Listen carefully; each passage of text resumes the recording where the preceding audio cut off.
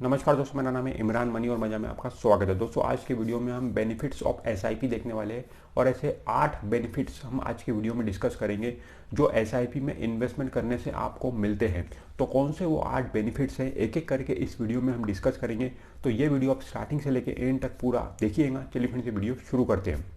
Friends, सबसे पहले समझ लेते हैं कि एसआईपी होती क्या है, एसआईपी किसे बोलते हैं। एसआईपी का फुल फॉर्म है सिस्टमैटिक इन्वेस्टमेंट प्लान। तो एसआईपी क्या है? SIP is a method of investment in mutual fund. Mutual fund में पैसा निवेश करने का एक मेथड है एसआईपी, एक जरिया है एसआईपी। तो एसआईपी के जरिए आप म्यूचुअल फंड में पैसा निवेश करते हो, उसे ही बोला जाता है एसआईपी। एसआईपी में कोई पैसा निवेश नहीं होता। एसआईपी कोई ऐसा प्रोडक्ट नहीं है जहाँ पे आपका पैसा जाके निवेश हो रहा है, ठीक है। आपका जो पैसा है वो म्यूचुअल फंड में निवेश होता है, बट वो एसआईपी के जरिए निवेश होता है। अब जो नॉर्मली लोग एसआईपी करते हैं वो मंथली करते हैं, मतलब हर महीने उनके बैंक अकाउंट से पैसा निकल कर म्यूचुअल फंड में जाता है, उसे ही बोला जाता है एसआईपी।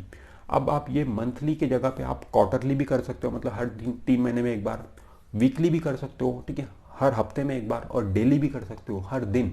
तो अलग अलग तरीके हैं एसआईपी करने के, बट नॉर्मली जो लोग एसआईपी करते हैं वो मंथली करते हैं, मतलब हर महीने वाली एसआईपी करते हैं। हर महीना उनके बैंक अकाउंट से पैसा निकल कर म्यूचुअल फंड में निवेश होता है, उसे ही बोला जाता है एसआईपी।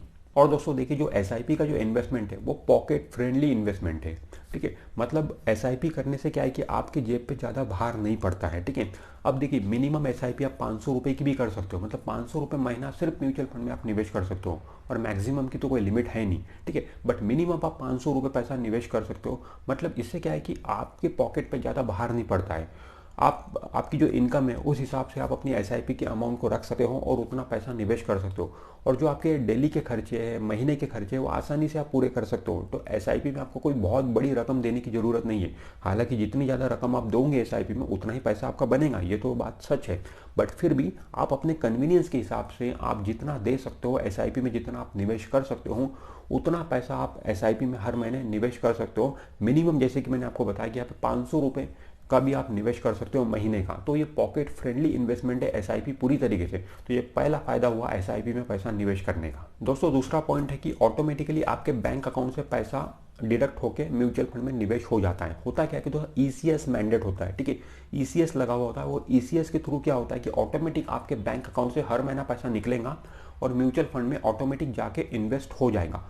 आपको खुद से हर महीना पैसे देने की ज़रूरत नहीं है। ये नहीं कि आप खुद हर महीने म्यूचुअल फंड के ऑफिस में जा रहे हो, चेक दे रहे हो, वहाँ पे पैसे दे रहे हो, ठीक है। ऐसा करने की आपको ज़रूरत नहीं है। या आप ऑनलाइन आपको हर महीने पेमेंट करना पड़ रहा है, ऐसा भी आपको करने की ज़रूरत नहीं है।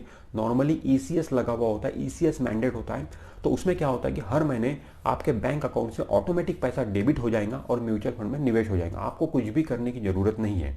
दोस्तों, तीसरा बेनिफिट है आप अपनी एसआईपी को स्टॉप भी कर सकते हो। जब चाहो आप अपनी एसआईपी को स्टॉप कर सकते हो। मान लो आपकी एसआईपी हर महीने कट रही है, हर महीने जा रही है। अभी मान लो ऐसा हो गया कि आपकी जॉब चले गई, आपकी इनकम बंद हो गई, या आपके खर्चे बढ़ गए जिस वजह से आप प्रॉपर सेविंग नहीं कर पा रहे हो, और आप एसआईपी को शायद कंटिन्यू नहीं कर पाओगे, मतलब एसआईपी के लिए पैसा आपके पास में बच ही नहीं रहा है निवेश करने के लिए। तो ऐसे केस में आप अपनी एसआईपी को स्टॉप भी कर सकते हो। इसका कोई भी फाइन नहीं लगता है, आप एसआईपी को कभी भी स्टॉप कर सकते हो। पर दोस्तों, मैं आपको रिकमेंड करूंगा कि आप अपनी एसआईपी को स्टॉप ना करें। भले ही आप अपने खर्चे थोड़े से कम कर लें, बट अपनी एसआईपी को स्टॉप ना करें, क्योंकि ये म्यूचुअल फंड इन्वेस्टमेंट ऐसा इन्वेस्टमेंट है दोस्तों जो आपको कई मल्टीप्लाई करता है पैसा, ठीक है। आपके पैसे को मल्टीप्लाई करता है। म्यूचुअल फंड का पैसा स्टॉक मार्केट में निवेश होता है, और स्टॉक मार्केट में तो आपको पता है कि कितना रिटर्न अभी तक मिला है। अभी तक स्टॉक मार्केट में एवरेज रिटर्न जो मिला है वो 17% का एवरेज रिटर्न मिला है अभी तक की स्टॉक मार्केट की जर्नी में। तो बेहतरीन रिटर्न यहाँ पे बनता है। तो कोशिश आपकी यही होनी चाहिए कि आप किसी भी हालत में आप अपनी एसआईपी को स्टॉप ना करें। भले इसका कोई फाइन आपको नहीं लगेगा, बट नुकसान आपका ये होगा कि जो पैसा आप बना सकते थे, जो वेल्थ आप बना सकते थे म्यूचुअल फंड के जरिए, शायद उससे आप चूक सकते हो। तो कोशिश करिए अपने खर्चे, 2-4 खर्चे अपने कम कर दीजिए, बट अपनी एसआईपी को स्टॉप मत करिए। दोस्तों, तीसरा फायदा है आप अपनी एसआईपी को कभी भी स्टॉप कर सकते हो, ठीक है। मान लो हर महीने आपकी एसआईपी कट रही है, हर महीने बैंक अकाउंट से पैसा कट के म्यूचुअल फंड में जा रहा है। अब ऐसा हो गया कि आपकी जॉब चले गई, ठीक है, या फिर आपकी इनकम बंद हो गई, ठीक है, या फिर आपके खर्चे बढ़ गए जिस वजह से आप सेविंग नहीं कर पा रहे हो। तो आप ऐसे केस में आप अपनी एसआईपी को स्टॉप भी कर सकते हो, बंद कर सकते हो अपनी एसआईपी को। इसका कोई भी फाइन आप पे नहीं लगेगा, ठीक है। फिर बाद में जाके आपकी सारी मनी प्रॉब्लम सॉल्व हो गई, ठीक है, अब इनकम प्रॉपर है आपकी, तो वापस से फिर आप एसआईपी शुरू कर सकते हो, एक न्यू एसआईपी आप वापस से लगा सकते हो उसी फंड में, ठीक है। जो पैसा आपका इन्वेस्ट हो चुका है वो पैसा वैसे ही आपका इन्वेस्ट रहेगा, उसको निकालने की ज़रूरत नहीं है, ठीक है। अभी मान लो आप 10,000 रुपये की SIP कर रहे हो हर महीने, पिछले 10 महीने से आप SIP कर रहे हो, तो 1 लाख रुपये आपका निवेश हो गया। अब आगे से आप शायद SIP नहीं दे पाओगे, आपकी इनकम बंद हो गई उस वजह से, तो आप अपने 1 लाख रुपये जो निवेश हो गए उसको वैसे ही रहने दीजिए, वो इन्वेस्टेड रखिए। वो अमाउंट आपका स्टॉक मार्केट में इन्वेस्टेड है तो वो बढ़ते रहेगा, ठीक है। तो आप न्यू SIP नहीं देना चाहते हो तो उसको स्टॉप कर सकते हो, ठीक है, जब तक आपकी मनी प्रॉब्लम है। फिर वापस से आपकी मनी प्रॉब्लम सॉल्व होगी तो वापस से आप SIP लगा सकते हो, उसी फंड में आप न्यू SIP लगा सकते हो, ठीक है, सेम अमाउंट से, तो उसमें कोई भी प्रॉब्लम होगी नहीं।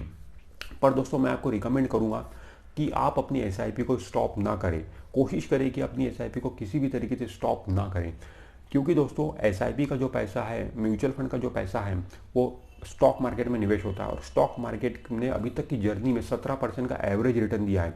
तो स्टॉक मार्केट में बहुत बड़ी बड़ी वेल्थ बनती है दोस्तों।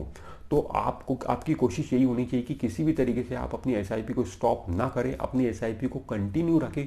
भले ही आपको 2-4 खर्चे कम करने पड़े, अपने खर्चे कम कर लीजिए, बट अपनी SIP के लिए पैसा जरूर बचाइए हर महीने और उसको निवेश करिए। हालांकि जो पॉइंट है वो पॉइंट यही है कि आप अपनी SIP को कभी भी स्टॉप कर सकते हो और वापस से कभी भी स्टार्ट कर सकते हो, उसमें कोई भी प्रॉब्लम होगी नहीं आपको, और ना ही इसके लिए आपको कोई फाइन लगेगा।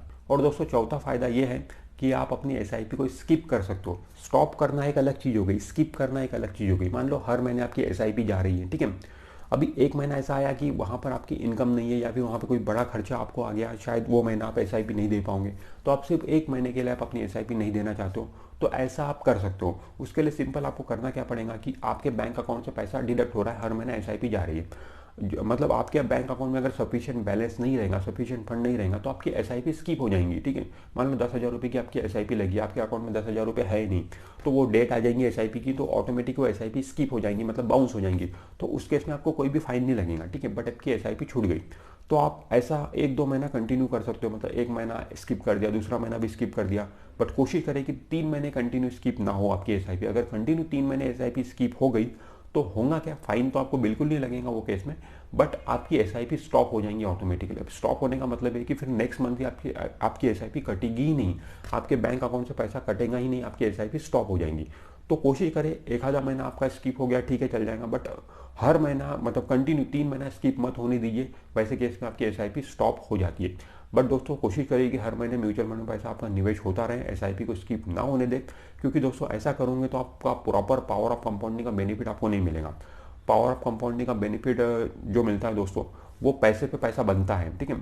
तो पावर ऑफ कंपाउंडिंग का बेनिफिट मिलता है, तो आपका पैसा जितना ज़्यादा निवेश होगा उतना ही ज़्यादा पावर ऑफ कंपाउंडिंग का बेनिफिट ले पाओगे। तो कोशिश करें कि हर महीने आप अपनी SIP प्रॉपर दे। और दोस्तों पांचवा बेनिफिट ये है कि आप अपनी SIP की अमाउंट को बढ़ा भी सकते हो, ठीक है। मान लो आपकी 5,000 रुपये की SIP चल रही है हर महीने की, ठीक है। अब आपकी इनकम बढ़ गई, ठीक है, या फिर आपके खर्चे कम हो गए, जो कुछ भी हुआ, जिस वजह से मान लो आप अपनी सेविंग ज़्यादा कर पा रहे हो, तो आप अपनी SIP को 2,000 रुपये से बढ़ाना चाहते हो, मतलब 5,000 रुपये की जो SIP चल रही है उसको 7,000 रुपये करना चाहते हो। तो उसके लिए सिंपल है कि जो 5,000 रुपये की आपकी SIP चल रही है उसको वैसे ही चलने दीजिए, और एडिशनल एक 2,000 रुपये की SIP आप सेम फंड में लगा सकते हो, या फिर दूसरे म्यूचुअल फंड में भी लगा सकते हो।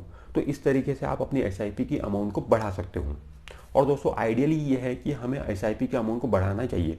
हर साल क्या होता है दोस्तों, हमारा इंक्रीमेंट होता है। अगर हम जॉब कर रहे हो तो हर साल हमारी सैलरी बढ़ती है, हमारा बिजनेस भी है तो कहीं ना कहीं हमारी बिजनेस की इनकम भी हर साल बढ़ती ही है। तो हमें कोशिश ये करनी चाहिए कि हर साल हमारी इनकम बढ़ रही है तो सिर्फ हर साल हम अपने खर्चे तो बढ़ा लेते हैं, बट हमारा इन्वेस्टमेंट भी हर साल बढ़ना चाहिए।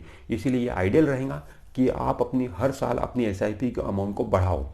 अब दोस्तों छठवां बेनिफिट ये है इसमें कि बहुत लोगों की शिकायत ये होती है कि हमारी सेविंग हो ही नहीं पाती है, ठीक है, हमारी जो इनकम होती है सारा पैसा खर्च हो जाता है, हमारी सेविंग ही नहीं हो पाती है। तो उन लोगों को मैं रिकमेंड करूंगा कि अगर आपकी सेविंग नहीं हो रही है तो आप SIP शुरू कर दीजिए। अगर आप SIP शुरू करोगे तो ऑटोमेटिक आपकी सेविंग होंगी, क्योंकि होता क्या है दोस्तों, ये ह्यूमन साइकोलॉजी है। मान लो आपकी 20,000 रुपये की सैलरी हर महीने की, 20,000 रुपये हर महीने आपको मिल रहे हैं, तो अगर आपको पैसा किसी को देना नहीं है, ठीक है, आपको पता है 20,000 रुपये मेरे पास में आए और मुझे पैसा किसी को देना नहीं है, तो हमारा सेविंग की तरफ ध्यान जाता ही नहीं है और हमारे सारे पैसे खर्च हो जाते हैं, ठीक है। बट अगर आपको किसी को पैसा देना रहेगा तो ऑटोमेटिक आप उसके लिए पैसा बचा के रखोगे।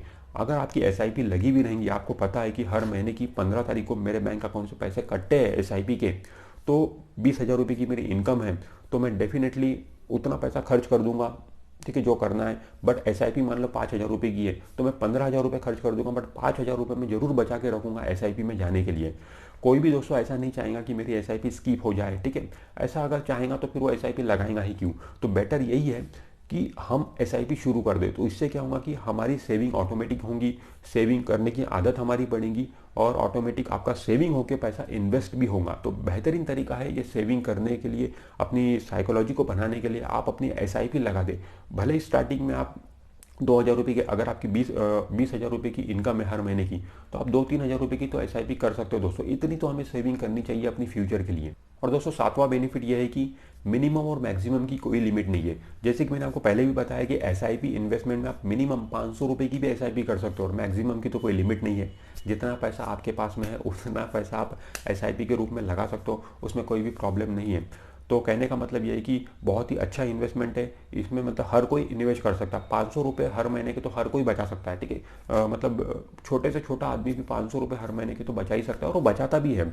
बट सवाल ये है कि बचा के अपने घर में रख देता है या फिर सेविंग बैंक अकाउंट में रखता है तो वो उसके लिए यूजलेस है। तो बेटर ये है कि उसको म्यूचुअल फंड में लगा दे, तो वहाँ पे उसका रिटर्न अच्छा मिलता है। 12-13% का एवरेज रिटर्न हर साल उसे मिल सकता है।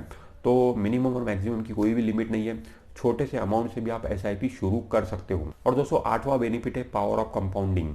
म्यूचुअल फंड में होता क्या है दोस्तों, पावर ऑफ कंपाउंडिंग का बेनिफिट मिलता है। पावर ऑफ कंपाउंडिंग मतलब पैसे पे पैसा बनना, जैसे कि चक्रवृद्धि ब्याज होता है। और ये पावर ऑफ कंपाउंडिंग का बेनिफिट लॉन्ग टर्म में ज़्यादा मिलता है दोस्तों। आप जितना लंबे समय तक म्यूचुअल फंड में पैसा अपना इन्वेस्टेड रखोगे, जितना लंबे समय तक आप अपनी एसआईपी चलाओगे, उतना ही ज़्यादा आपको पावर ऑफ कंपाउंडिंग का बेनिफिट मिलेगा। तो आपकी कोशिश यही रहनी चाहिए कि आपको पावर ऑफ कंपाउंडिंग का बेनिफिट लेना है और वो बेनिफिट लेने के लिए आपको हर महीने पैसा निवेश करते रहना पड़ेगा और लंबे समय तक पैसा निवेश करते रहना पड़ेगा। तब जाके आप बहुत ही अच्छे से पावर ऑफ कंपाउंडिंग का बेनिफिट ले पाओगे और बहुत ही ज़्यादा अपनी वेल्थ बना पाओगे। तो दोस्तों आज के वीडियो में हमने ऐसे 8 पॉइंट्स डिस्कस किए, ऐसे 8 बेनिफिट्स मैंने आपको बताए जो आपको एसआईपी में निवेश करने से मिलते हैं। तो हमें ये एसआईपी का सहारा बिल्कुल लेना चाहिए अपने फाइनेंशियल गोल को पूरा करने के लिए। तो दोस्तों आज के वीडियो में इतना ही। अगर ये वीडियो आपको अच्छा लगा है तो वीडियो को लाइक जरूर कर दीजिए और आपने अभी तक हमारे चैनल को सब्सक्राइब नहीं किया है तो हमारे चैनल को सब्सक्राइब करके बेल आइकॉन जरूर प्रेस कर दीजिए। मैं मिलता हूँ आपसे नेक्स्ट वीडियो में, तब तक के लिए बाय बाय।